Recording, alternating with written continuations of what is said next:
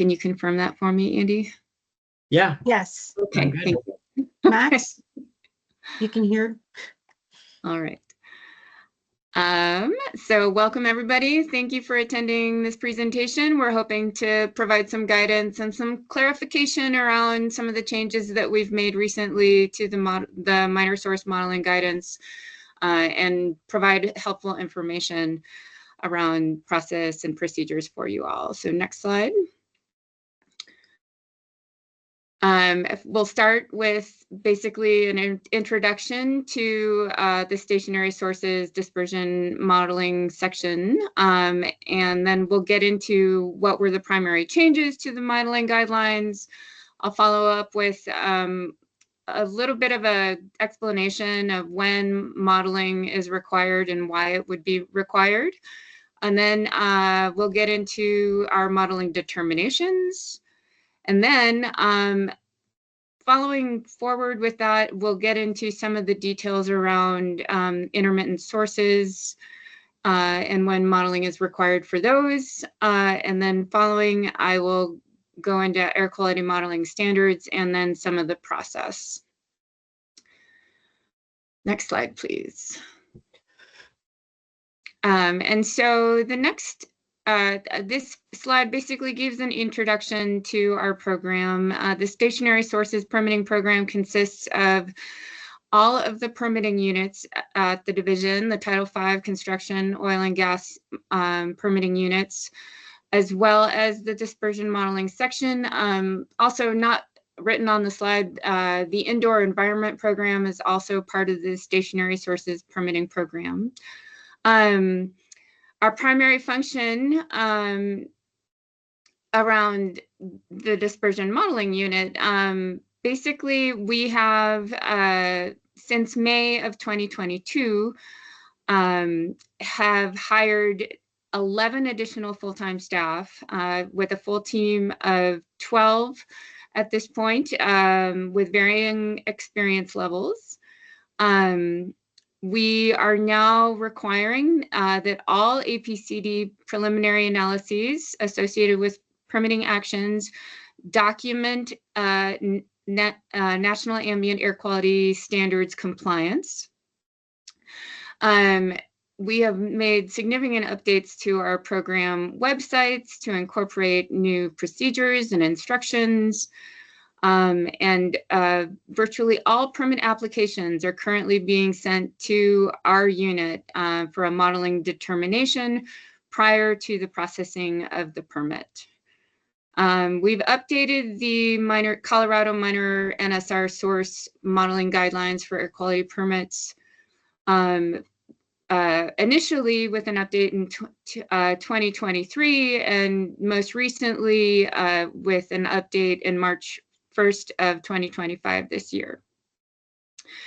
Did want to note that this new update does incorporate the new or continues to incorporate the Regulation 3 environmental justice requirements as part of the modeling determination and permit application process. Next slide, please. So first I'll get into what were the primary changes to the March 1st guideline. So the biggest change for that will affect sources are the changes to the modeling thresholds. We've added a lower threshold for the 1 hour NAAQS threshold that will be applicable in the non-attainment and disproportionately impacted community areas. Additionally, we have updated the annual PM 2.5 standard and I'll go into more detail about those thresholds in later slides. We provided clarification regarding requirements for modeling intermittent sources, specifically emergency engines. And then we have also updated the SO2 National Ambient Air Quality Standard, which was recently updated by EPA. Next slide, please. So why is modeling required? Next slide. So there is several regulatory basis documents that and sections that require air dispersion modeling to show compliance with the National Ambient Air Quality Standard. There are requirements based under the Major Source Permitting Modeling Regulation. That would be Regulation number 3, Part D, as well as the Prevention of Significant Deterioration Program under the Federal Clean Air Act.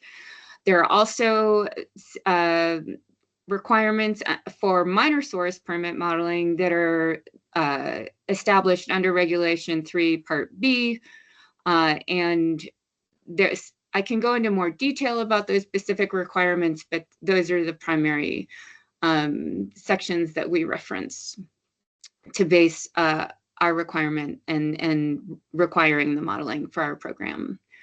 So next slide. I'll get into the modeling thresholds, which really is what we use to determine when modeling is going to be required in the state.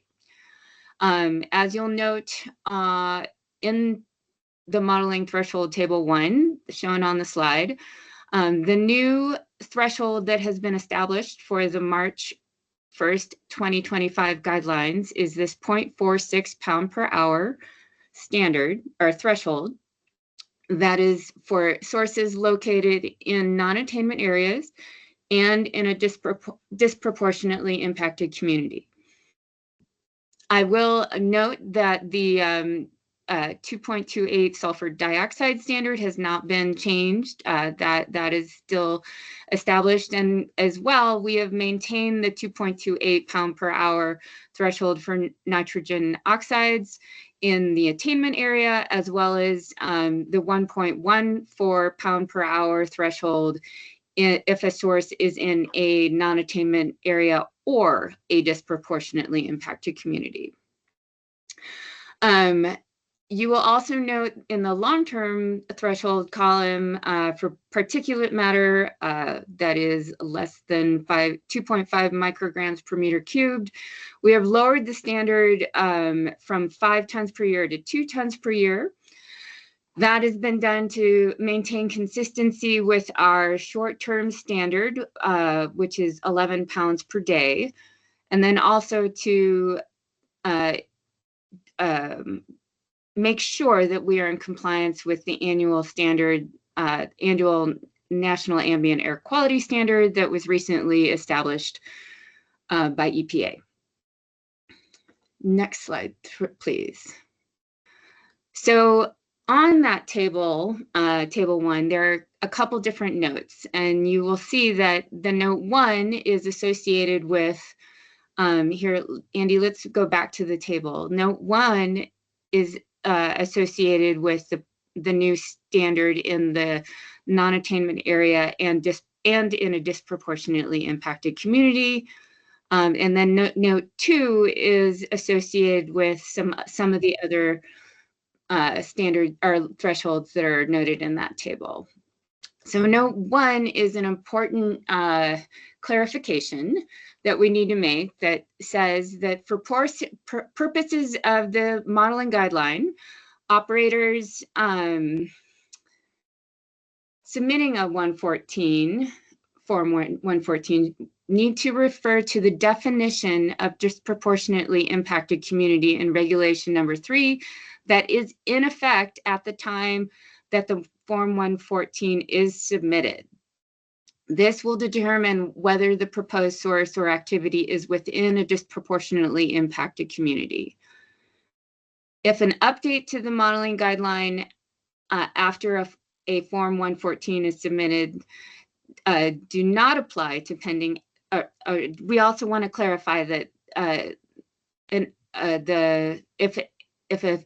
a permit application is pending, the updated guideline will not apply to that pending application unless otherwise specified. So as long as no changes are made that would trigger the need to submit the 114. The other note that's on the table clarifies situations when modeling might be required for sources with a proposed emission rate that's below a threshold that is established in the table. This may apply for an NO2, SO2, or PM2.5 short-term threshold, as well as the PM2.5 long-term threshold. And this would be based on the conditions described in our permitting section addendum to the modeling guideline and in the following circumstances. These circumstances include situations where sources have a substantial portion of new or modified emissions that have poor dispersion characteristics, things like rain caps, horizontal stacks, or fugitive releases, building downwash impacts in that as well, or is in close proximity to the ambient air. This also applies to sources in complex terrain that could potentially affect impacts, as well as sources that are in areas with poor existing air quality for the pollutant in question. This would be established through monitoring data, as well as through previously completed modeling analysis for that source. Next slide, please. This table shows thresholds that are applicable to affected construction sources and cumulatively impacted communities. This specification or this requirement and more information about this requirement is provided in the permitting modeling section addendum to the modeling guidelines regarding incorporation of environmental justice requirements. And I'm going to post really quickly for you guys in the chat a link to that document. So that is the guidance that provides information about the applicability of this table. Specifically, this will inform the applicability of the guidelines for disproportionately impacted communities source-specific monitoring requirements. There is a note associated with this table, associated with the benzene, toluene, ethylbenzene, and xylene in the facility-wide net emission increase column. And we'll just go to the next slide to get a little bit more clarification on that. And that states that if it's an existing source that has permitted BTEX pollutant emissions exceeding total BTEX of 5 tons per year or 2 tons per year of any of the 4 individual pollutants, and the proposed modification would increase the source's estimated annual actual emissions in an amount exceeding 1 ton per year or more of any individual BTEX pollutant. Miriam? An affected source. Yep, I see that. So this is where I'm trying to, the guidance there that I've pasted in the link is where you can find the full definition of what an affected source is. It's fairly complex. And I'm not going to go into the full explanation of it in this presentation, but feel free to access the guidance. I will also guide everyone to our full webpage.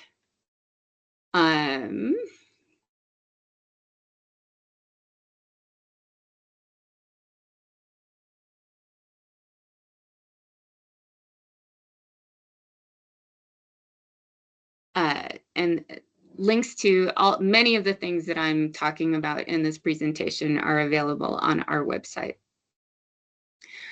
Okay, so we'll go into the next slide after the cumulatively impacted communities thresholds. We'll get into a little bit of when modeling may be required.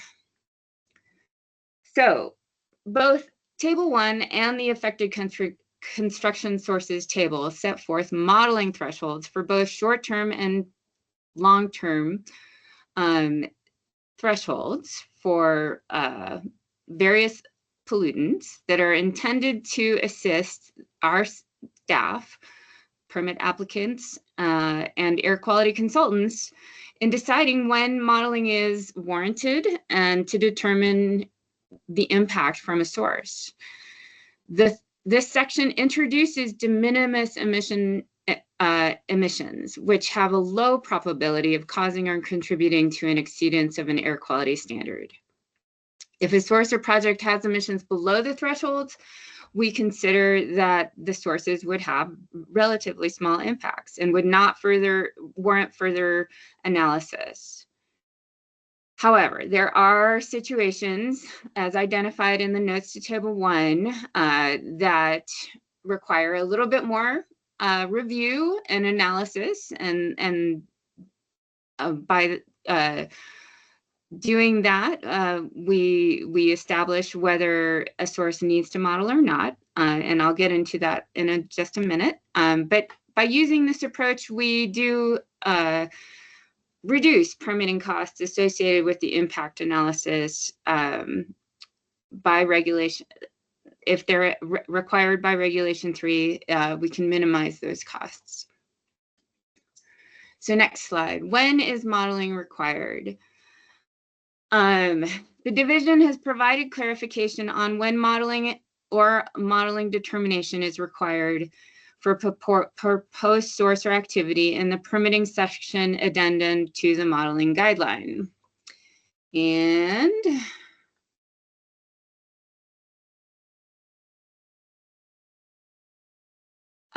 here we go. I'm going to copy that into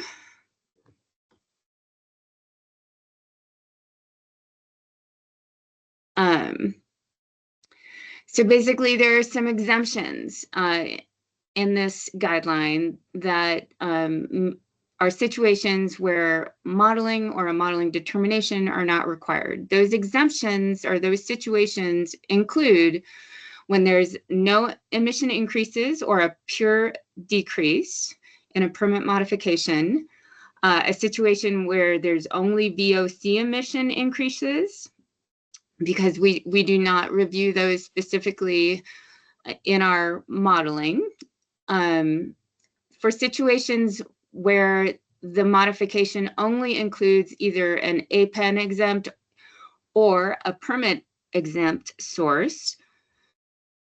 However, if a permit action consists only of an APEN exempt or permit exempt sources, modeling or a modeling determination is not required. For sources with both permitted and exempt sources, the total modification or facility emissions need to include the APEN and permit exempt sources in the calculation.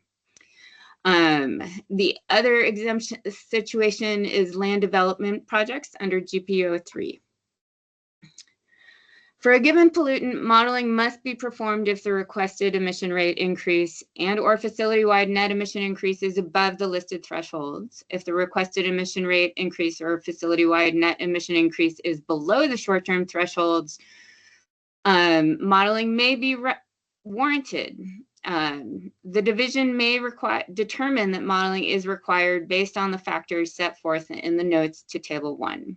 In all cases, if there is doubt regarding the need for modeling, the applicant should consult the division before submitting an application. And you can do this through the submittal of a APCD 114 form. In some cases, a source may propose to conduct ambient monitoring in lieu of submitting a modeling assessment to show compliance with the National Ambient Air Quality Standards. If you would like to choose that option, you would need approval from the division before going forward with that. Next slide, please. Now we'll get into our modeling determinations a little bit.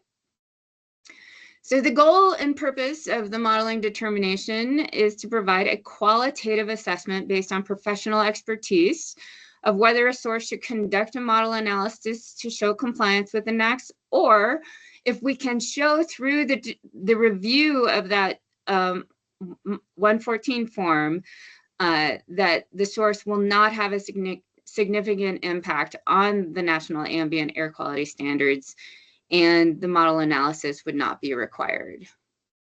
Next slide, please. So this just goes into a little bit of the requirements. When we submit a modeling determination form, we're going to need the following information in there. We'll need new and modified facility emissions, both annual and short-term emission rates, for the total facility emissions as well as the change in emissions if it's a modification. In this case, we would include all APEN and permit exempt sources. We would like this information for all the pollutants in the table, including NOx, SO2, carbon monoxide, PM10, PM2.5, and BTEX, if they're in a CIC area. New or modified emission source release parameters. We need to know stack height, stack temperature, any obstructions, intermittent operation information, what kind of release it is. All of that type of information needs to be included for every emission source that's identified. We also need to know the proximity of the stack or release to any structures or the site boundary. So a site plan is really essential to what we need to have. And then, of course, we need to know the location of everything. This would be the location of the facility, but all of the facility sources as well. I can provide a little bit more. No, I think I'll do this. No, I'll do it now. So on our website, we have additional information about how to submit or how to access to submit a 114 form. And we have set up a new process around this, requiring an electronic submission through our Salesforce tool. I think a lot of applicants have had figured this out and have had pretty good success with it so far, but it, as always, if there are questions about how to submit and use the tool, our group is more than happy to answer questions about that. So next slide. When is modeling required? And this is where I'm going to get into a little bit more detail about intermittent sources, because this is something that has come up frequently, and we've put a little bit of clarification into our language in the modeling guidelines around intermittent sources.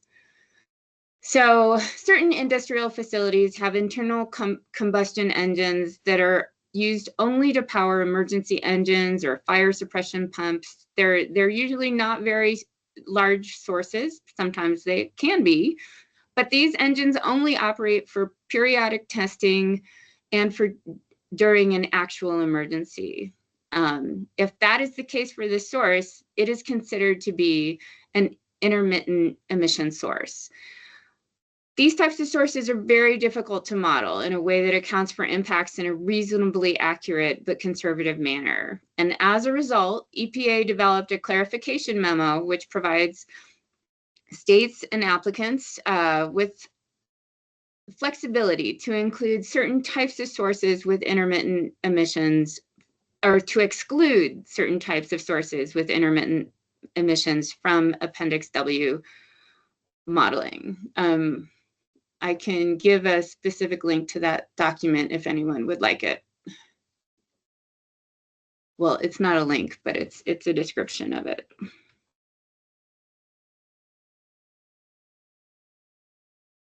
Okay. Next slide, please. So NOx emissions from these sources that have operational testing of 3 or fewer engines powering emergency generators or fire suppression water pumps may be excluded from the project-specific modeling. And which starts with a significant impact level analysis and then follows forward with a cumulative national ambient air quality standards analysis for 1 hour NO2, provided the following permit conditions are accepted by the applicant. And so if a source wants to take these permit conditions and does not have multiple engines operating, either simultaneously or at various scheduled intervals, these permit conditions can apply, and a source can be exempt from having to model. However, I do want to clarify that in a cumulative modeling analysis, our group will typically request that intermittent sources be included in the analysis, regardless of the number of them. We do follow EPA guidance regarding annualization of hourly emissions for these sources, and we would encourage applicants to work with us on how to represent these sources most effectively. Next slide. So there are unique case-by-case factors as it relates to determining whether or not emissions are intermittent. And this has been very clearly laid out in EPA's guidance. This can affect the application of the guidance that EPA has provided. So the proposed operation of the unit or operating scenarios will need to be fully explained and documented in order for us in DMS to determine the appropriateness of the guidance as it should be applied. So we recommend that you should provide sufficient justification and documentation for how these sources are being used and whether it can be proven that they are true intermittent sources. For example, just let us know how many units there are, how often the units will operate in a year. What is the duration of operation of the unit when it's operating? Will the unit be operated on a known schedule or will it operate randomly? What is the magnitude of the emissions for the source? And does the unit operate simultaneously with other sources? Under certain circumstances, DMS may deviate from this guidance if deemed appropriate to assure compliance with the 1 hour NO2 NAAQS and Colorado Regulation 3 standards. Next slide. So we'll get into a little bit about how we show compliance. So I talked a little bit about significant impact levels. That is the first step that an applicant goes through to show whether or not the source may contribute to any predicted exceedance of air quality standards or PSD increments. So basically we look at the maximum predicted concentration from the new or modified source only. So only the source that is being part of the project is looked at. And then we look at what would be the radius of significant impact from the operation of that proposed source. If concentrations are above significant impact levels, we go forward with a national ambient air quality standard or Colorado ambient air quality standard. And that analysis would be based on the maximum allowable concentrations that are designed to protect the most sensitive individuals from harm from airborne pollutants. In this modeling analysis, we do require cumulative modeling, where the total facility emissions for all new and existing sources are included in the model analysis in conjunction with nearby source impacts as well as background concentrations. Next slide, please. So these are the ambient air quality standards that we apply when we do this review. So you can see that there are significant impact levels, national ambient air quality standards, and one Colorado standard for 3 hour SO2. But the SILs and the NAAQS are available for NO2, CO, SO2, PM10, PM2.5, and ozone. So I want you all to note that we have notes by several of the numbers on this table, and I'm going to follow forward with an explanation of excuse me, those notes. But first, I do just want to point out that the highlighted SO2 standard excuse me, and annual PM2.5 standards are new standards that were established by EPA recently or last year.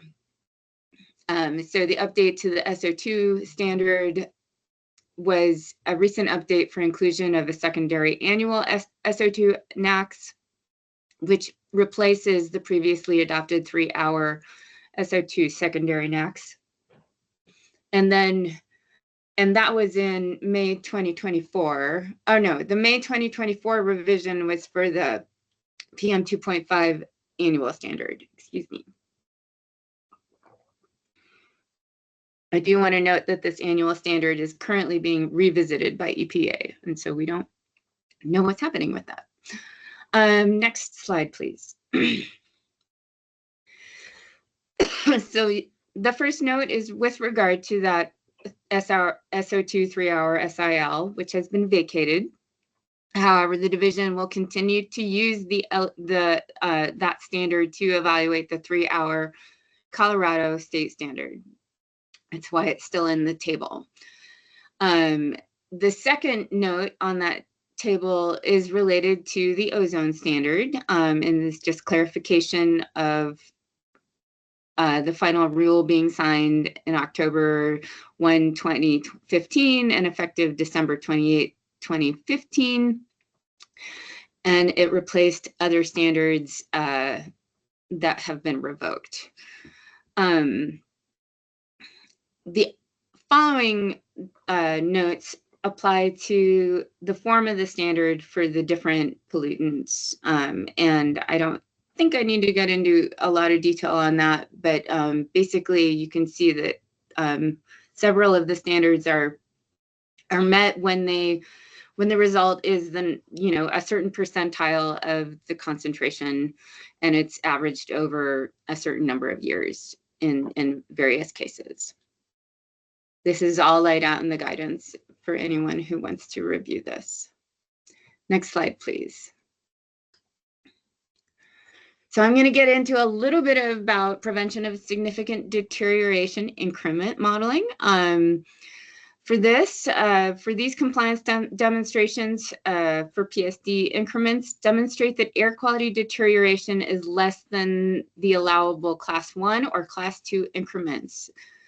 These standards and increments apply only to PSD sources, which are major sources.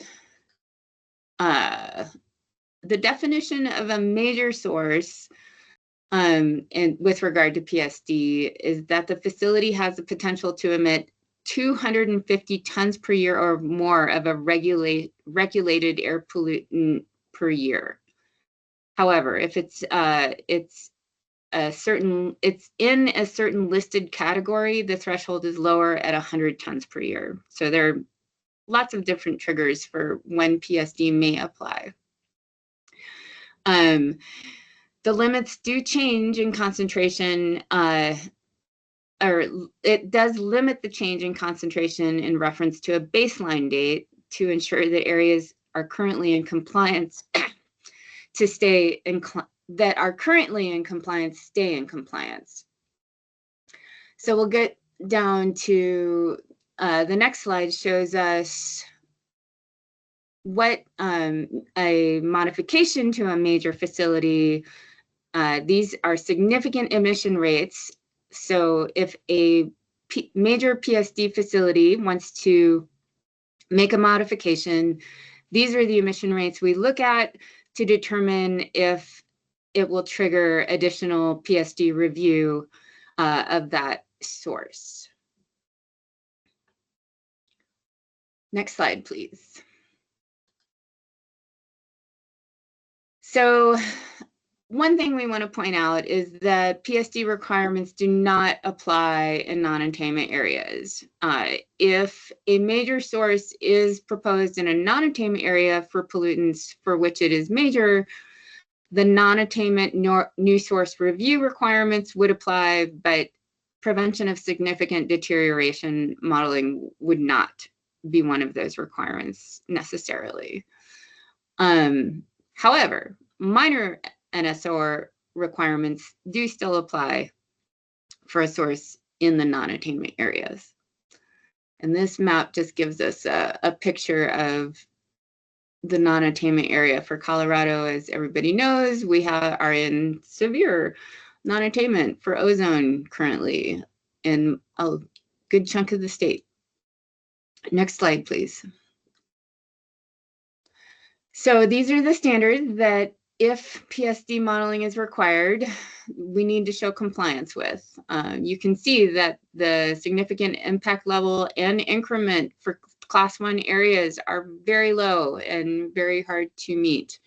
The increment for class 2 areas is a little bit higher, but still a challenge in some cases. When PSD compliance is required, sources must complete modeling to it with the applicable standards in addition to other requirements. If your source does find itself in a situation where it needs to do this type of modeling, we encourage you to work with the division to submit a modeling protocol that will require federal review prior to submitting any modeling for an applicable major stationary source. Next slide, please. This just gives a picture of the federal class 1 areas in the state. You can see we have many in the state of Colorado. Next slide, please. Now I'll get into a little bit about the process. So our process starts with a modeling determination form, which is submitted through the new electronic submission process. And then our unit will provide a modeling determination. If an ambient air quality impact analysis is required, that is then required to be submitted to the division. DMS will perform a completeness check initially to make sure all of the required information is available for our review. If information is missing, we will request that information for the applicant before performing the full review of the model analysis. The modeler will then, our DMS will review the ambient air impact analysis and provide any suggestions for permit conditions that may impact compliance with the NAAQS. And then after that, the permit engineer will review the emission rates, operating conditions, control measures, devices, suggested permit conditions, and write the permit with the necessary restrictions to ensure compliance with the NAAQS. The permit engineer will ensure that the information that was used in the modeling is consistent with the information used to write the permit. Next slide, please. Upon review of the complete application, if errors are found, it'll be returned to the applicant for corrections, and some corrections might involve resubmitting the entire analysis. If you return the corrected analysis to us, there are situations potentially where the project is predicted to cause or contribute to a model violation of the National Ambient Air Quality Standards. In those cases, DMS will work with you or the applicant to make modifications to the project, such as emission reductions, revisions, and how your emissions are being released that will support compliance with the National Ambient Air Quality Standard. We will accept a revised analysis to show this compliance. Once all of those steps are gone through, a final report is issued by DMS to the applicant and the permit engineer with an evaluation and the conclusion of whether the permitted project will or will not cause or contribute to modeled violations of the applicable national ambient air quality standards. Next slide, please. So this is our not so simple flow as it goes through the DMS and permitting programs. As can be seen here, we do have, we start with the model determination form. If the modeling determination says that modeling is required, there are different triggers for when things are submitted to the different permitting groups. So for instance, the 114 and the model analysis need to be submitted with the with the NEGP. The model analysis can be submitted concurrently with the construction permit application. So it does get complicated, and a lot of that guidance has been provided through this flow. Next slide, please. So I wanted to get into some details around the Table 1 thresholds because it does get kind of confusing as it's associated with the definition of disproportionately impacted community.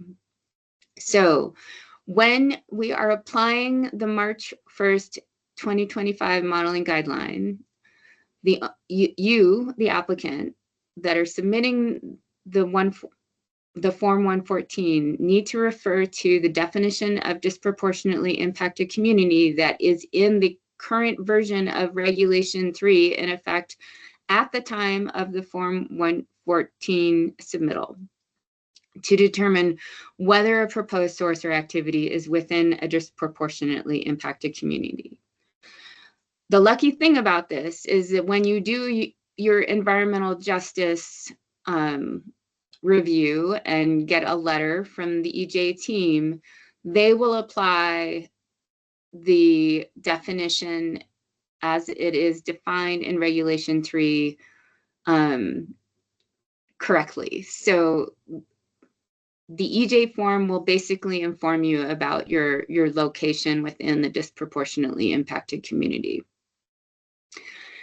However, updates to the March 1st modeling guideline after a Form 114 is submitted do not apply to applications in process unless otherwise specified, so long as no changes are made that would trigger the need to resubmit a Form 114.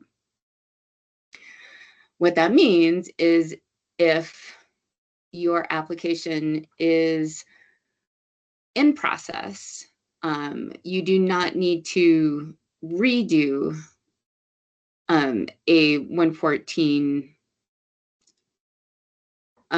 to redefine your place in a disproportionately impacted community.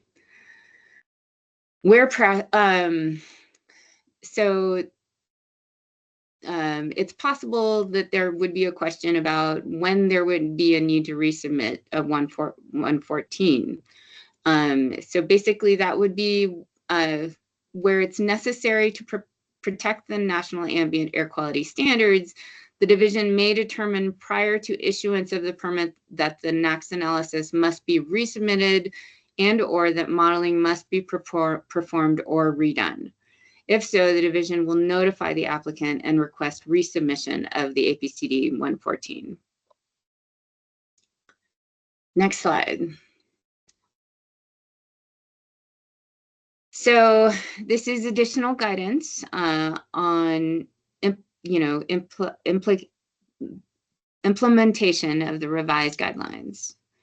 The revised 1 hour NAAQS modeling threshold became effective on the date of publication of the modeling guideline, March 1st, 2025. Any applications in process on March 1st will apply the 2023 guideline. Again, this is my sort of reiteration of, if it's in process, you will have applied the 2023 threshold of 1.14 pounds per hour in the non-attainment area, with Table 1 notes applied in determining whether modeling is required to demonstrate compliance with sources also in DICs. If your application is received after March 1st, 2025, we will apply the new standard in making these determinations. I do want to clarify that the division generally considers that a permit application process has begun when the applicant submits the APCD Form 114 or the modeling analysis itself, because the form initiates the NAAQS analysis for the relevant proposed source or activity. So we do plan on providing additional guidance around all of these questions and how the 114 and the permit application relate to each other. And that guidance is expected to come out in the next few weeks or so. We are working hard on getting that written and putting that out to the public as well, because we know this is pretty confusing. So I will go to the last slide that I've got here, which basically speaks to some of the tools and assistance that's available to applicants. The 114, the unit impact multiplier tables is a tool that applicants can use to show compliance with the National Ambient Air Quality Standards without having to do a model analysis. We do have an external model review program where applicants can use that if the DMS team is too overloaded.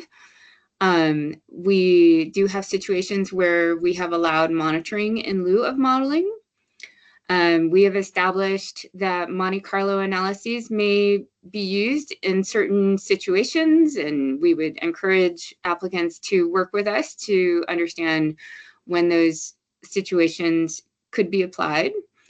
And then we are looking at, or hoping to put forward a new workbook that will be associated with the new GP12, which is a facility-wide general permit that will be able to be used by applicants to show compliance with the National Ambient Air Quality Standards. All right, and so next I will follow up with any questions.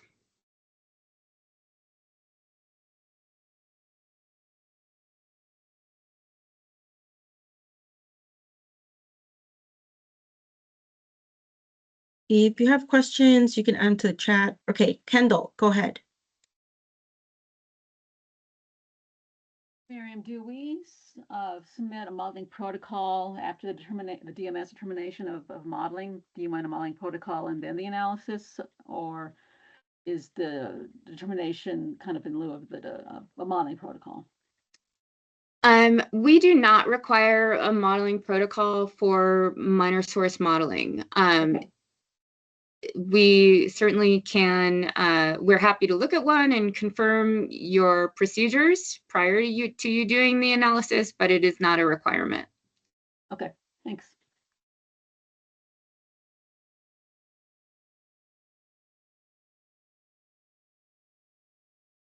Any other questions?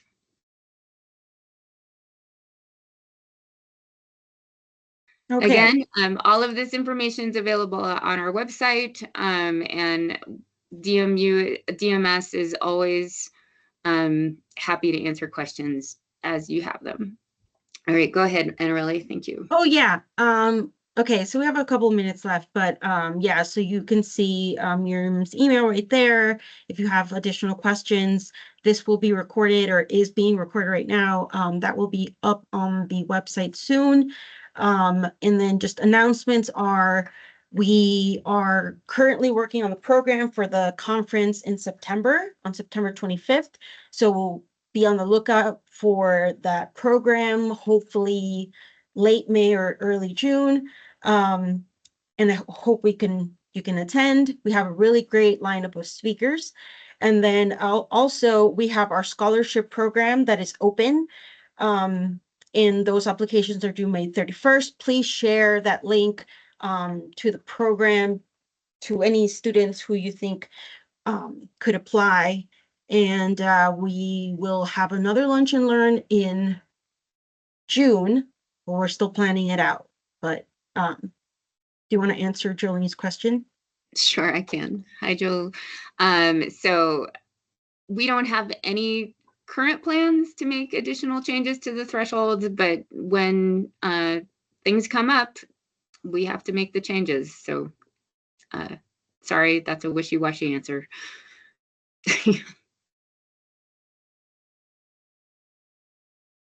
Awesome. Well, again, sorry, apologies for the mess up of access to the meeting. Trying to figure it out. Hopefully next time will be better. So thank you again. And yeah, that's all. Anything else, Andy? No, I think that's all. Thank you all for attending. We're very responsive. Reach out to the dispersion modeling section if you have any questions about any of this. All right. Have a good afternoon. Bye.